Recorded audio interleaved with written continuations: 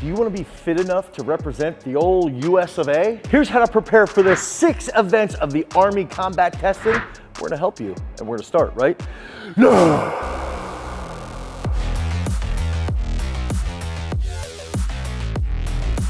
To pass the Army combat fitness test, you've got to have a fine balance of muscular endurance, strength, power output. And there's 6 events, and you have to have a minimum of a score of 60 on each specific event. And it's gonna be scored out of a total of 100 points each event. And you need to have a minimum total score of 360 points to pass the fitness portion. So let's just get 100 points on each specific test, and let's call it a fitness wrap. So the Army Combat Fitness Test asks you to perform a 3-rep max with a hex bar deadlift. They also ask you to max out a standing power medicine ball throw with 10 pounds forward and backwards. They also have an AMRAP for push-ups in a 2-minute time frame. So we're gonna need some muscular endurance in that upper body. We also have a sprint, drag, carry, 50-meter shuttle. Okay, so this is where we get a little bit more interesting, and we should be training specifically towards that test. And then finally, the easy ones, a plank,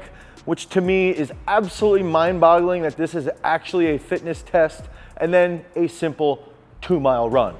So strap up and let's get rolling. All right, let's start with the hex bar deadlift. So for dudes, we got a triple 340. For women, 210. I don't think this is challenging for either gender, okay? So let's just focus on some simple things. If we wanna improve our strength, let's give ourselves 12 weeks, 16 weeks, okay? You can go to peakstrength.app, you can download Peak Strength in the Google Play Store or the Apple iOS Store, and then you can pick out what you wanna do. You wanna focus on universal training, okay? You can click on that, and now you can get a program. Give yourself 12 to 16 weeks to do this. It'll be a cakewalk. Now, I am saying that, so I will provide some background for what you need to do, and I would recommend once a week, you do 5 triples of hex bar deadlift, okay? If we're in the exposure phase, you could get a hex bar dead, okay? You get set, and let's just say you work up to a set of 6, right?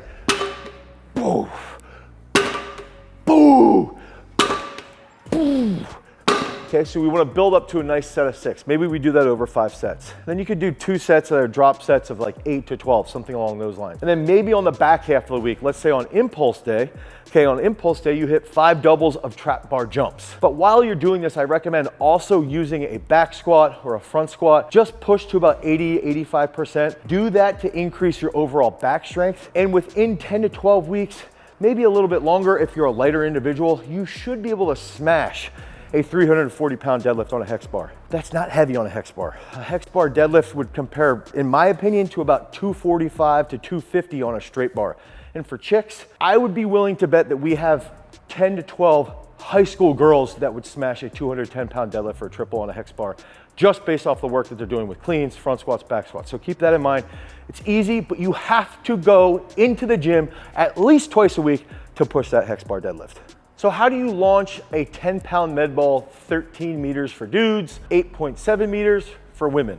You have to train blast impulse capabilities, and that's gonna take us to using a power clean. So inside Peak Strength, the first exercise you're typically gonna get on that leg power day, and even on impulse day, is going to be a power clean of some sort or a power snatch of some sort.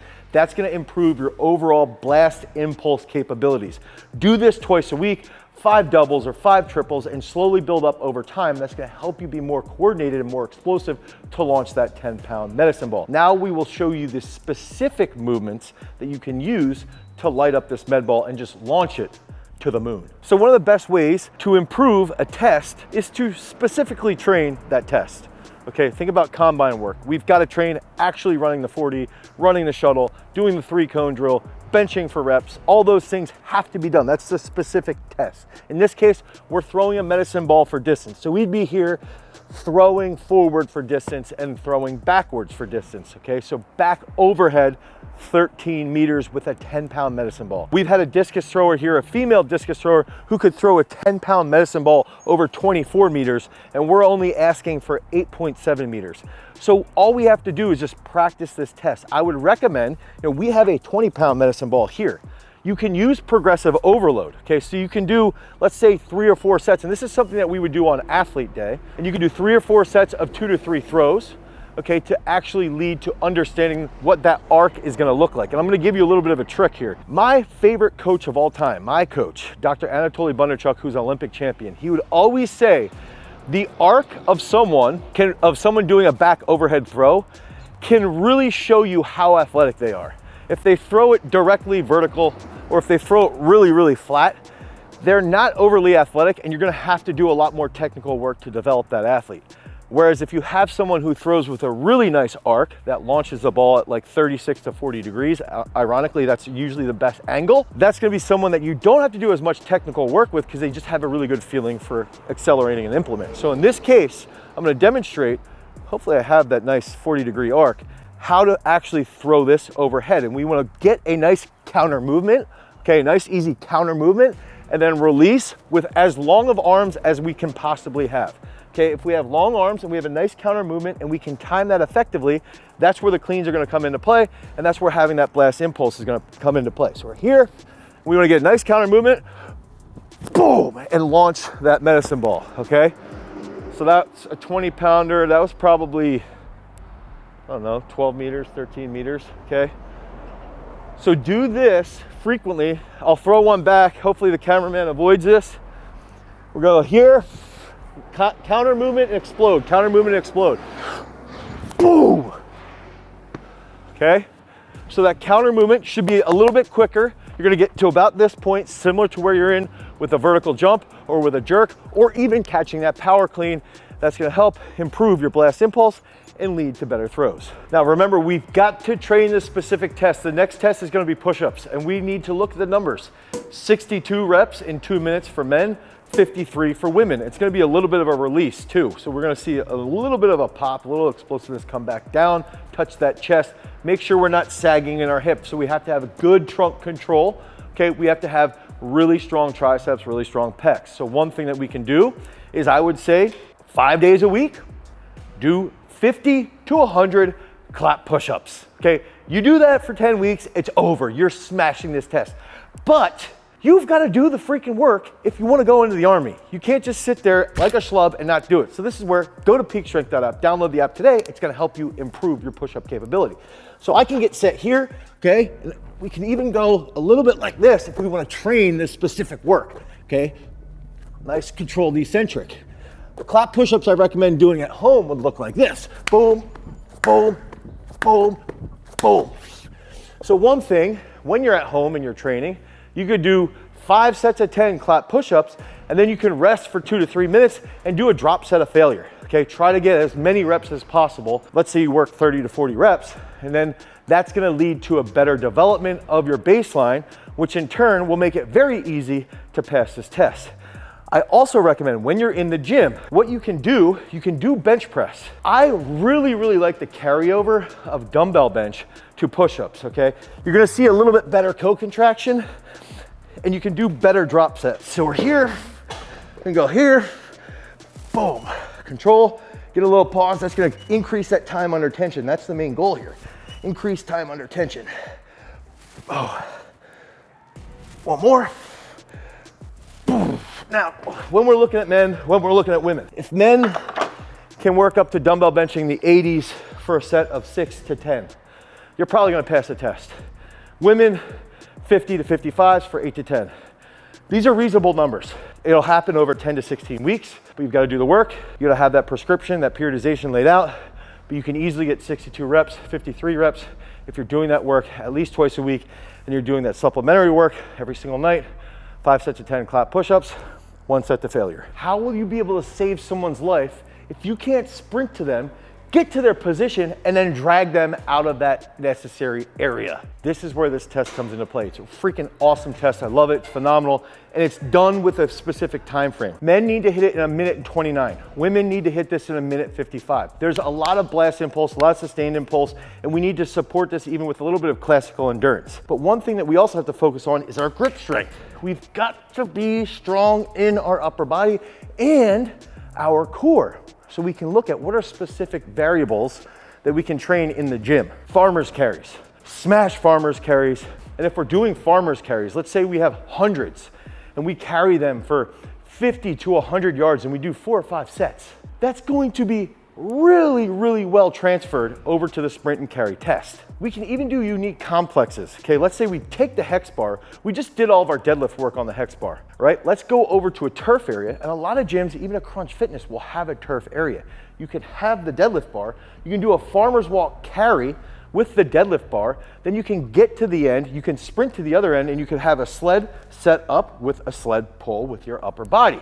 That's gonna focus on your lats, it's gonna focus on your core, it's gonna focus on your wind, and in turn you could do this for 4 to 5 sets. You can even just get a wheelbarrow. If you're at home and you're doing all this training at home, you can do pull-ups out on your tree limbs. And then you can fill up your wheelbarrow with cinder blocks, okay, or concrete blocks, or bricks, or stones, and you can run them uphill, pick things up, put them back into that wheelbarrow, and use this as a way to emulate this specific test. I love this test. It's more applied, it's simple, it's very cut and dry. You're gonna sprint to a position, drag, and carry, and that's going to lead to a large amount of performance. You've got to do that in that time frame, but if you train for 10 to 12 weeks, that's gonna happen. Okay, the next test, I've been holding my tongue for most of the video. This test is stupid. It's a plank. It's 3 minutes, 40 seconds. We should all be able to smash this easily. All of you guys out there, if you're training for the military test, we are going to absolutely destroy this test. It's 3 minutes and 40 seconds of just holding a plank. You're all capable of doing that right now, as long as you're squeezing through your belly button and pushing that belly button to the ceiling without raising your butt too much. You're capable of doing it right now. Just get into that mindset. It's 3 minutes, 40 seconds. You're all able to do that. Now, one thing, if you're struggling with it, I'd recommend using something like hollow body rocks, okay? So I'm here, and let's just time ourselves. Let's do a set of a minute of hollow body rocks, and I always shake right here when I'm doing these. These are a lot harder than just doing a plank, okay? Oh, try and push the belly button right here down into the floor, come back up to your butt. Oh, and I like to feel it from my hands, raising my feet down, or lowering my feet, sorry. So my hands raise and lower my feet. Hands raise, lower my feet. If we do that for a minute, that's one way to get a lot of fatigue in your core. The next awesome way, and we would do this right away, okay? So if we're training for this specific plank test, I'd say we got 10 minutes and we're getting it done, okay? Even though I know you guys can already get it done because the test is stupid. Now, we're in a V-up position here and we're gonna press. Oh, and you don't want that to happen. Press, press, press, press, press. One more, boom. Now, rest for 20 seconds, right back into the hollow body rocks. Rest for 20 seconds, right back into the V-up press. Ah, come on, Dane. Whoops. Do that for 10 minutes, and by the end of 12 to 16 weeks of training, this test will be a total joke. Trust me, it's easy, but my abs are already cramping. Okay, so this test here, the next one, this is the last one. If we want to get 100 points, I will say this test, the result needed for 100 points is pretty good. It's solid. Okay, you're gonna have to do this at 6:41 pace for 2 miles. So you have to run 2 miles at a 6:41 pace for men. For women, it's 7:31 if I remember correctly, okay, for 2 straight miles. That's to get 100 points. Now, for my age group to pass, I would have to run it was like 22:58. 2 miles in 23 minutes is a joke. So you've got some leeway, you've got some area that you can work in. And I also will recommend this. A lot of you might be freaking out like 6:41 pace for 2 miles, that's hard. But I believe cardio is one of the fastest things that you can improve in your training, okay? Within 6 to 8 weeks, you will feel a lot better if we're doing the consistent work. And remember, if you're getting into the military, your life is on the line.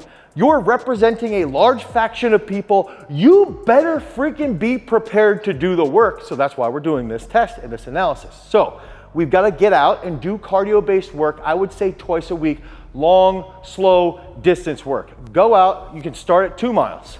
You can build up to 3. And after 6 to 8 weeks, you could build up to 4 or 5 straight miles where you just go out for a 5-mile run. Okay, just an easy 5-mile run after 8 to 10 weeks of training, long, slow distance work. The other factor that you can do is increase your impulse capability, okay? So we can do hill sprints. We can even do sprints like 40s. And if we do 10 40s with about a minute rest, that's gonna help you with your overall endurance. That's gonna help with your mitochondrial respiration. I even like doing sled pull work. Let's say you put a 35-pound plate on a sled pull and you do 15 sprints with about a minute to a minute and a half rest. That will help your overall cardio. Another great example would be getting on the assault bike. Okay, you can do a Tabata on the assault bike for 4 minutes, 8 minutes, maybe even 12 minutes if you really want to push that interval-based training. So you can use sprint interval-based training, you can use high-intensity interval training, and you need to use LSD work. But try to at least get cardio done with the LSD work twice a week. Add in one other day where you can do, those Tabatas. That will suffice. And over a long period of time, let's say 8 to 10 weeks, you'll be able to hit this test in the time allotted to at least pass. It would likely take you about 10 weeks to get down to the point where you can run 14 to 15 minutes with a 2-mile run. And I think everybody can be capable of that as long as you're doing the work, as long as you're eating well, as long as you're following a good nutrition plan, and as long as you're following a great periodized program. And if you don't know what a periodized program is, head over to peakstrength.app, the Google Play Store, the Apple iOS Store, and you can download Peak Strength for 5 free workouts. That's 7 free days of training, 5 free workouts. And during that time frame, you can cancel at any time. But at some point, guys, if you want to join the military, you have to start your journey to attain that peak strength. Because remember, freaks, if you want to become a champion, you've always got to cultivate your power. Peace.